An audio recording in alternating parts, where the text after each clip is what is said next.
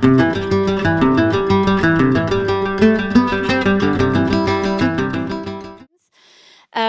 would now like to invite everybody here to sit on stage so that everybody can see you. Yes? Oh, I think there are enough seats. There are enough. I think you can both go and sit if you want. Yeah, I think so.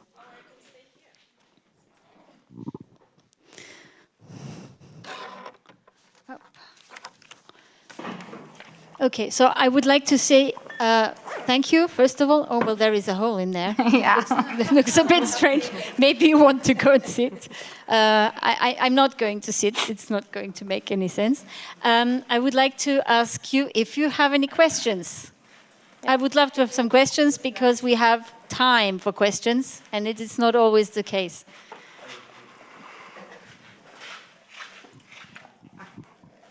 Hello. First of all, thank you very much for these great presentations. I'm from Istanbul Metropolitan Municipality Tourism Directorate, and I'm Gürkan. I'm sorry, I forgot the name of the destination of France. Bedsom. Yeah. Bedsom. During the presentation, you said we have protected the region from over-tourism. Yes. How did you do that? Because we all want to do that, and it's very difficult. Well, there were two things. The first thing was to first of all not let it happen in the first place. So it was through the protection of the site. First of all, if you are a grand site, you have a lot of rules and regulations in place as to it's formally protected. And you have to look after it, so you have to manage it in a certain way to get this label awarded.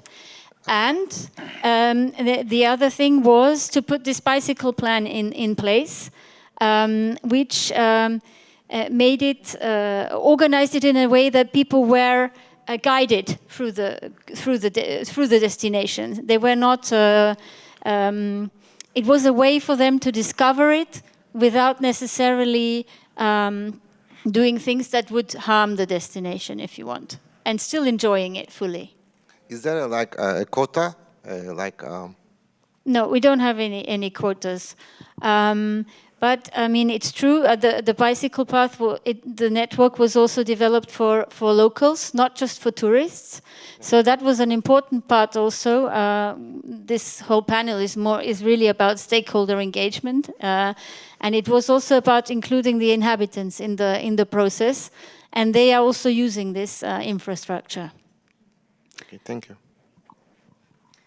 Are there any questions for any of the other panelists? Yes? I'd like to ask about the Hungary project. I noticed that 10 months, 10 challenges, but I'm not sure if I missed out. Why is 10? Yeah. Can I have the... Yes, sure. I know. So... It's, I think, good? Okay. So, because we needed something that is not just a strategy or an action plan that never happens, and maybe it's on for, a long time. So this gave like a good framework, and because we did the destination audit, checking all the attractions, and then we could group all the problems into 10 groups, and then it created these main challenges, and we gave it a title, and then we put the necessary step inside of these main groups of topics, and so it was a very short time where we had to develop this the content and the project, and this way it was understandable for everyone, and it was really clear, like ABC. Okay, you have like 1, 2, 3 till 10, and so everybody could understand, because we worked with people who had no idea about sustainability, or this was their first time maybe that they were thinking about how we make our attraction accessible to other people, or how we make it understandable for people who come with disabilities, or how we can actually have a website that foreigners can understand, because maybe only 10% of the information is in English. So we started you know, with these things, and so in 1 month it gave the framework, and we gave also a checklist on what they had to check, and like again the same, it's like a very structured way that we can build up from zero, but it has a lot of content, and because it's clear, it worked. Okay.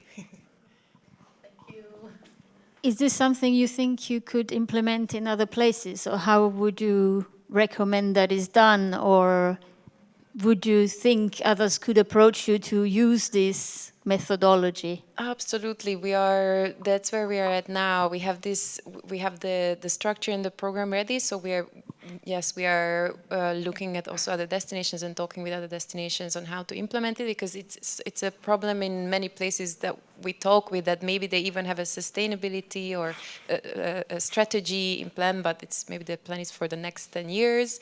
But then how do you bring this down to the attractions and to the service and product provider level, and how do you engage locals? So yes, it's definitely a program that can be implemented anywhere easily. I use the opportunity now that you are talking and ask you one more thing, because I was sort of wondering about the DMOs. You said the tourist offices didn't have any decision-making power and so on. So I was wondering about, where do you see this going in the long term? I mean, do you see the development of DMOs or destination management organizations? As we know, destination management is crucial. We've heard it so many times during the past 2 days. How do you see that? So we're talking about Hungary, and in the situation where Hungary is now, I feel, and I think Julia, my colleague, is there, so I'm looking at her if she's nodding or not. But what I feel is that now what we can do is help municipalities, because these tourism offices, they don't have the background and the network and the support to have a structure where they can actually participate in tourism management as a DMO.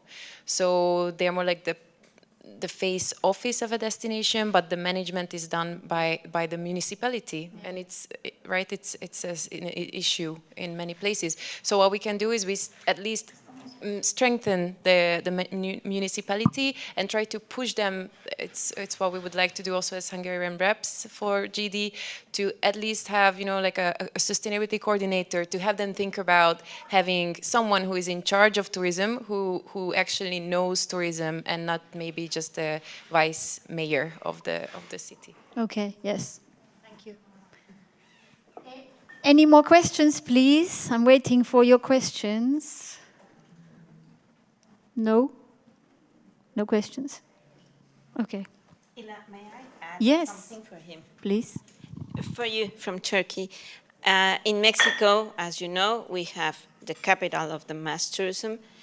And in the Maya zone, how it's called, I think it's important for them to understand that tourism is not the recipe for success.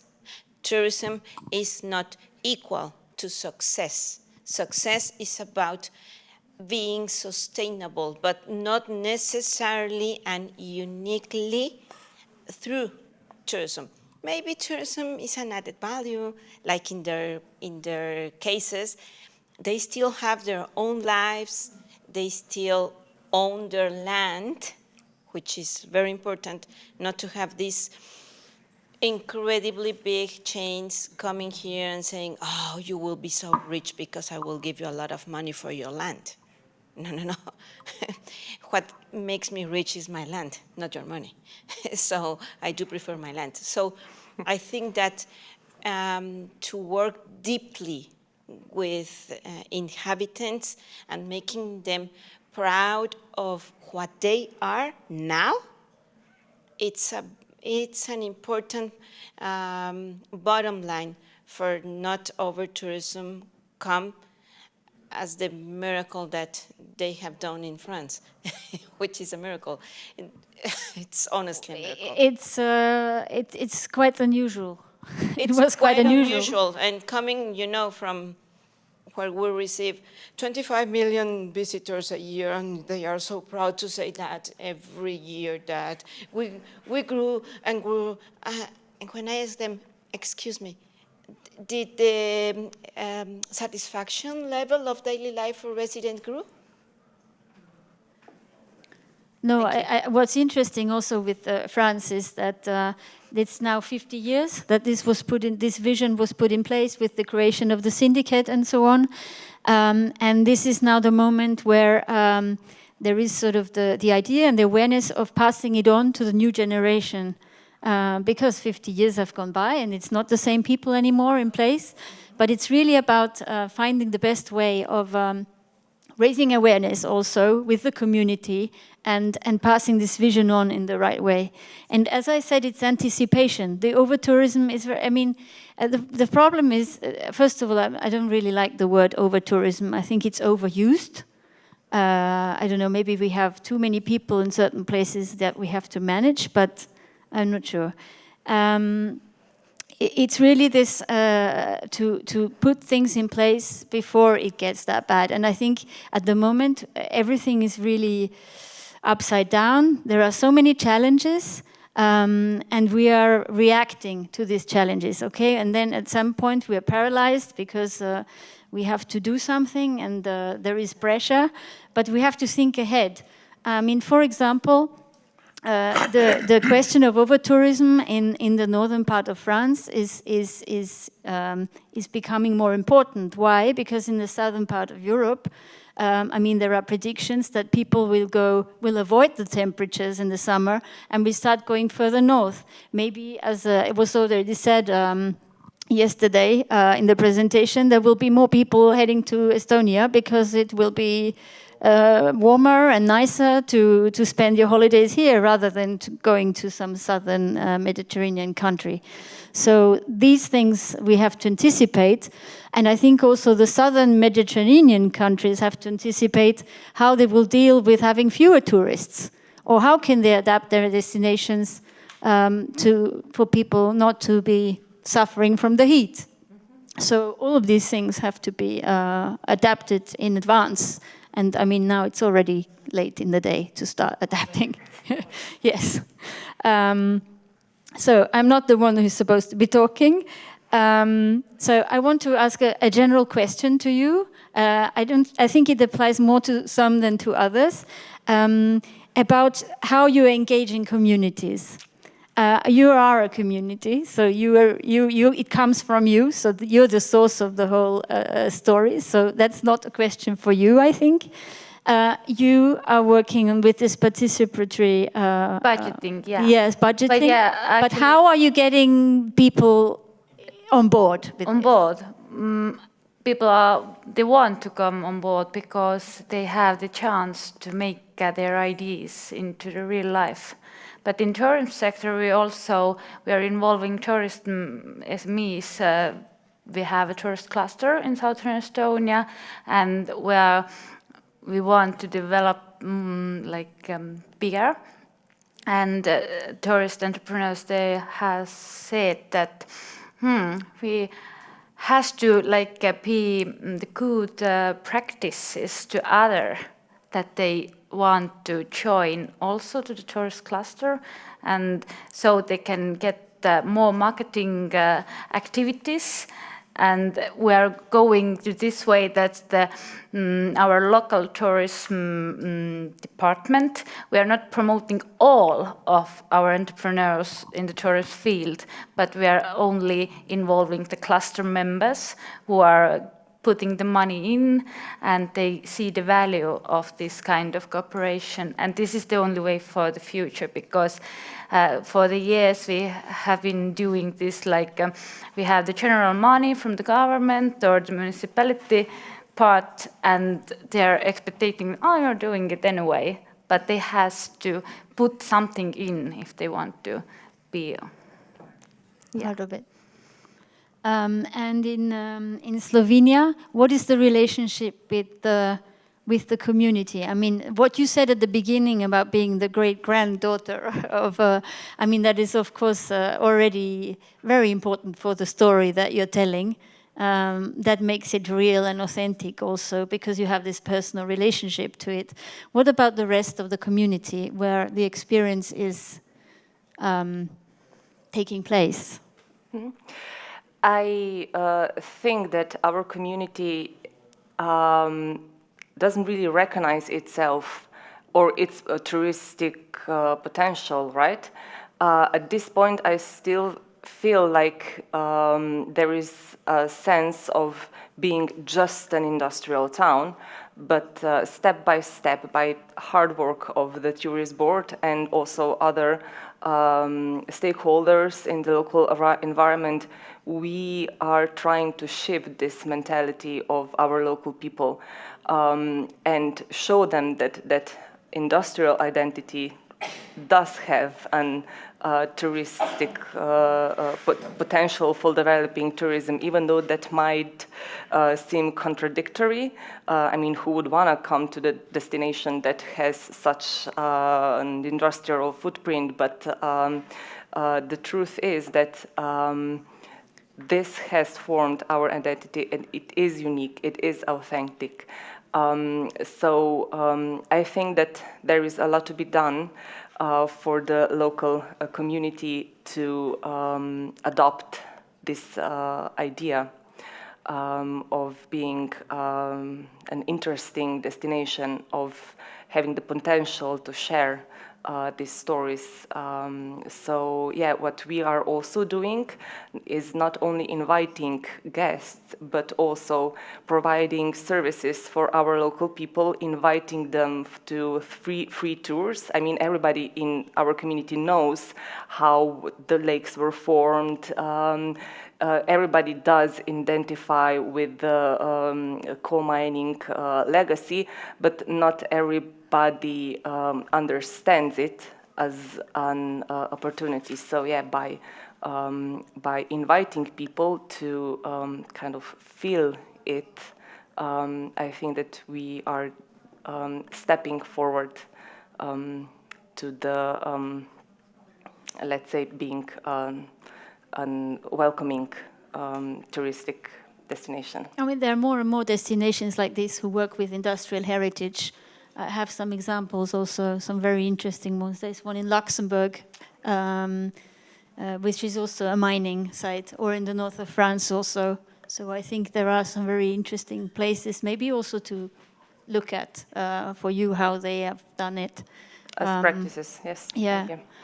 What kind of, do you have foreign tourists, or is it more national tourists that you would have? So far, mostly national tourists. For example, school groups, because we can provide very high quality educational programs that fit well into curriculums. But on the other hand, of course, we do have some foreign guests as well, maybe not the whole bus from Germany, for example, but yes, families, especially from Benelux countries that come to explore Slovenia as a destination that has a wonderful nature, but also particular in the stories that are as unique as our is. Okay, thank you very much. Does anybody have any questions in the meantime? No? Silence? Okay. Okay. Yes? I can ask a question about the top two. Because you mentioned that you have been the fourth year in Green Destinations. In top 100 stories, yeah. Yeah.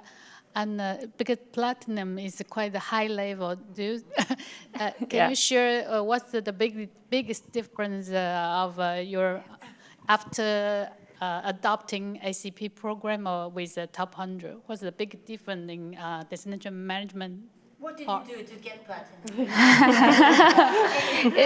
It's a good question, and every time someone asks it, then I can say that we have this climate nature strategy for the year 2030, and actually I can say this is the biggest thing that get us there, because we are doing so much things.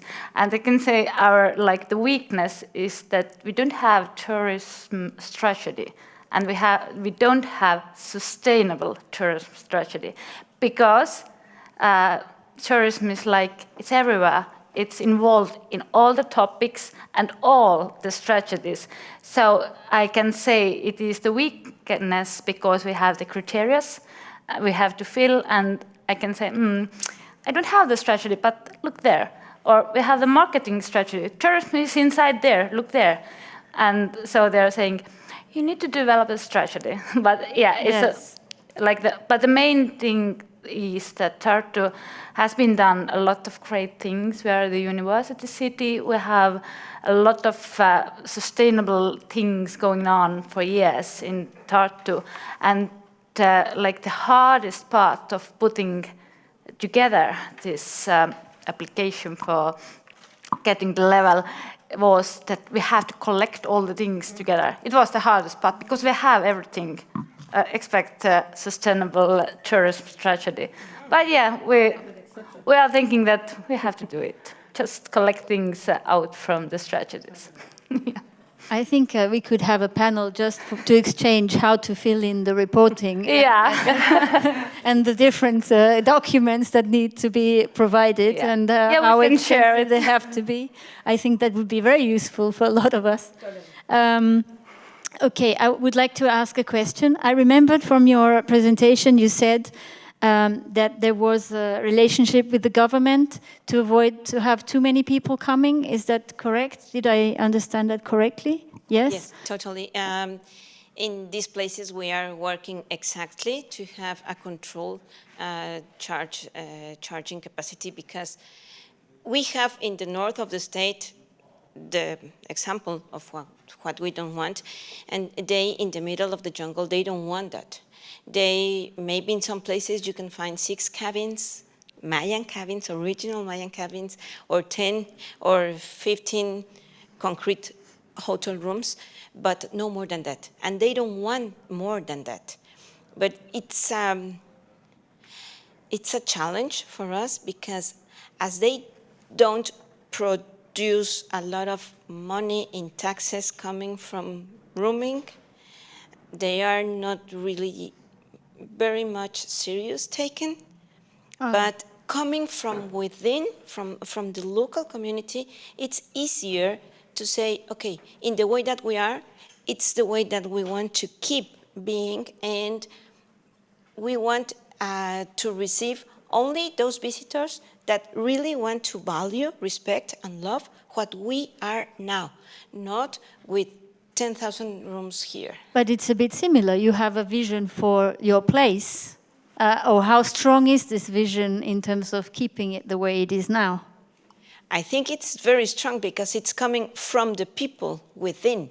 So the long-term vision will be over, the long-term vision of the local people will be stronger than the short-term vision of the politicians, that they think that building 10,000 rooms, it's a big success, because they will create 10,000 employees, employment positions for $250 a month, instead of being totally millionaire living in the middle of their jungle. So I think it's stronger because it's coming from the landlords. But do you have ongoing pressure from top down, or to change, or? No, es de abajo hacia arriba. Incluso coméntales que nosotros hemos tenido incidencia en política pública, donde ya habla un artículo en el Estado de turismo comunitario, y es el único en el país. Yes, they have had they have been very deep into public policy, talking about tourism, community-based tourism with the actual and current local capacity. Okay, thank you. Okay, any questions? Yes. Maybe. Thank you. I might be very long, maybe, but first, greetings from Kyrgyzstan. My name is Saltanat. I have a little comment to our brothers from Turkey about the mass tourism. I think there are experiences of limiting the number of flights to a country or limiting the time of visiting the same location. And all the ladies, thank you for your inspiring stories. It's very good to see and a lot to think about on your different kinds of experiences. And yeah, gentlemen, sorry. I'm one gentleman here. My question is, so as in my country, it is not required to be sustainable, as it is just only starting to understand and educate our companies, tour companies and destinations, how you can explain and explain for a business to be sustainable. Like if they don't understand it, if they don't get it, is it only about money, selling that, explaining that you will save money if you will become sustainable, and then hopefully with the time they will understand the importance of it? It's just a bad example from my country. Like I try to, for example, working with hoteliers, I explained then, okay, if you will cut this and this and this, you will save money every year. And this works for now, but it's bad, but it works. And then I try to explain more and more why we should do this. Thank you. Would somebody like to answer this? I mean, I think there is. In my opinion is that the entry point doesn't really matter so much. I think we can sell it, the business case, to those who care more about the money, and then somebody else might have a different entry point to sustainability.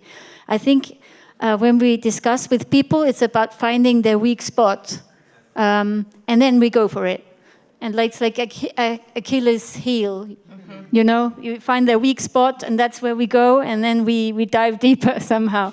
That's how I would say. But exactly. Yeah. I would also say that in our case in Mexico, they are now starting to get aware of if they become more sustainable, they will become they will have access to better tourism with higher rates, and they will make more money.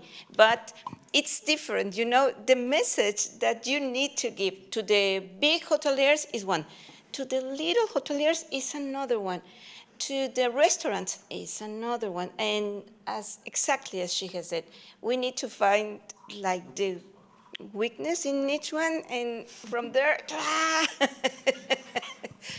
Okay, I'm happy you agree with me.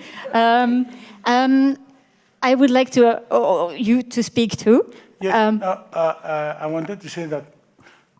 Okay, no. For instance, for Mauritius, we are a small island, and sustainability for us is, I can say, we need to have sustainability to survive, because it is. We are having actually erosion around the island. We are having problem to pollution and all these things.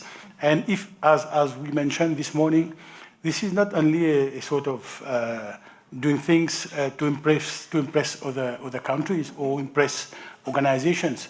This is our survival, because we need to take actions to ensure that those after us will be still living in peace and have a good surrounding. So that's why, in fact, in Mauritius, sustainability was not on the agenda during the past years. It's only around 2018 when my friend here just took off a project from the European Union, and we started because we were acting as police. Your license, you have a license, you have to abide to X, but no bother about what will happen afterwards, what our future will be. So I think that countries like us the sustainability is our survival for future. In your presentation, you spoke a lot about what you're doing at the moment. Yes. Where do you see the next step or the challenge? In fact, as I mentioned, we are targeting to be a green destination, the whole country to be a green destination in 2030. But we know that though we are a small country, but we know that it's a bit difficult to reach the whole country. That's why we have started with Bellom. Bellom, we have the chance that in Bellom we have a Rogers Hospitality, which is an operator, who is very much involved in sustainability at sea and on land, because they are on the seaside. But still, they are very much involved in sustainability with the villages, with all in the surroundings, and we feel that what is being practiced there can be extended to the whole country afterwards.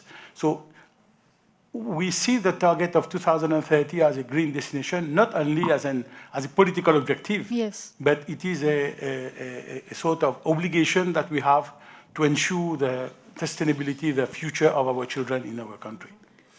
Okay, I don't know if we are running out of time. It's supposed to be until 4:15, so I would like to, I have a question for you, but maybe afterwards. I would like also for you to still be able to speak. We have 7 minutes left. Well, perfect. Then I can ask you. Yeah. Do you have any relationships with your neighbors, for example, Reunion Island? Because you are not so far away, and you have an island and another island. And we are supposed to be complementary with Reunion Island, yeah, but Reunionies are among our highest number of tourists coming to Mauritius. Okay. Firstly, because we are very close to them. Secondly, the cost of living in our country is much lower than in Réunion Island. Okay. And Réunion is considered as a dom-tom, as a sure. French country. So we do have a sort of what we call île vanille, that is Mauritius, Seychelles, Réunion, and other Comores, etc. But unfortunately, this group of tourist countries, I can say, is not actually working well, and there is actually some temptations to revive it, to make that at least we use our complementary advantages of all the islands around in the Indian Ocean. But yet there are many things to be done to achieve this. Okay, thank you. Could you tell us a little bit more about how your project was financed? I'm curious about how this is all come together, and also what the role of the community was. Maybe you can say a bit more about this also, the involvement of the people locally. Yes. Translation.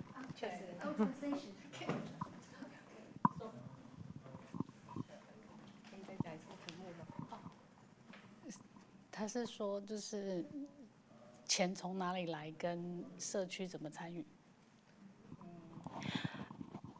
其实这个问题的话，如果说钱是从哪里来的话，因为其实主要政府也有提供一些经费，然后在社区如何参与的部分的话，其实地方的企业也会跟当地的社区不断的一直沟通，然后每个月至少会有1次的沟通机会，那也许只是吃个饭或是一个 meeting 这样子。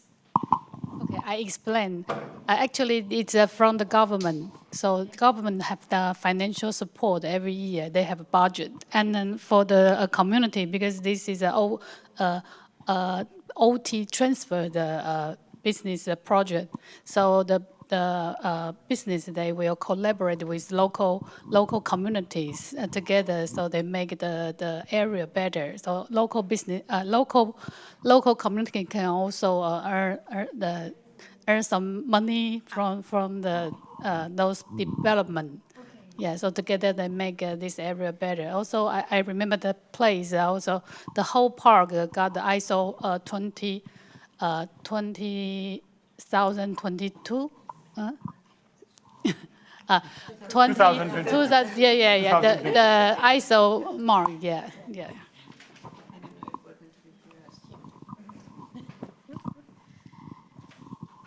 Okay. I don't really have any more questions. So, does anybody else have questions? Any questions? Any remarks? Any ideas? It's the end of the conference, so you have to let it all out of the bag.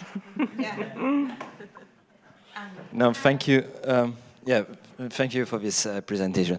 No, I just wanted to complement what Lindsay has been saying. You know, in the years ahead, to reach that 2030 vision about the green destination about Mauritius, we need to have tangible data. And I think all of you here, you have that problem again about reporting on data, and for its certification, it needs a lot of time and a lot of pragmatic researchers. So that's why in Lindsay's presentation, there's a small slide about the Horizon.eco platform, which has been co-financed by the UF. It's La Francophonie, l'Organisation Internationale de la Francophonie, and we had the duty as well to share it with other destinations.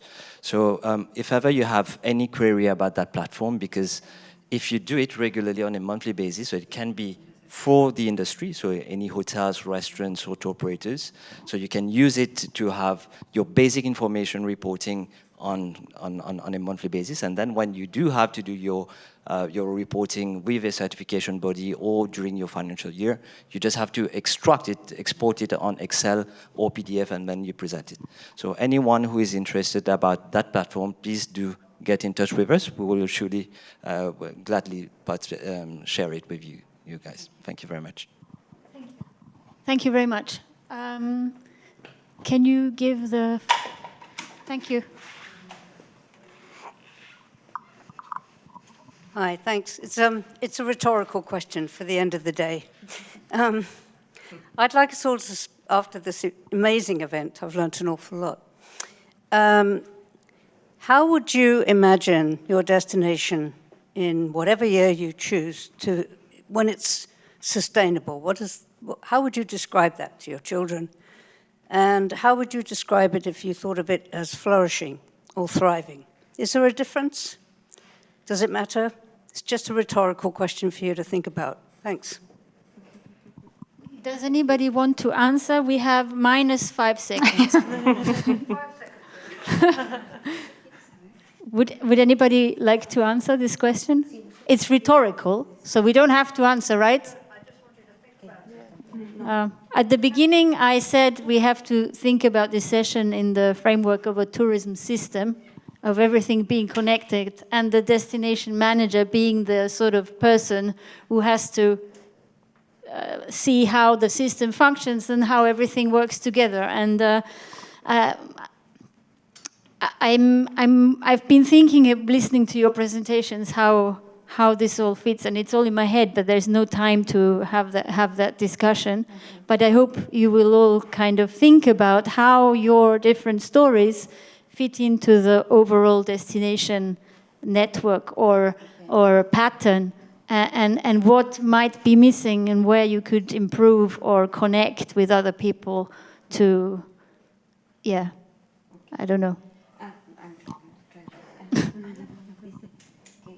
For us, it's like very well known because we have our climate neutral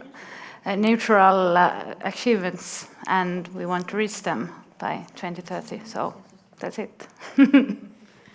I think that what is important also is what makes people, how we describe happiness. What makes our population happy? Is it to have a lot of money? Is it to be in peace? Is it to have what we want, or what we see in the TV or in the media? I think that we have to know what makes us happy. This also is very important. Oh, definitely, because that's what the community is also, I mean, that is what the destination is, how do you say,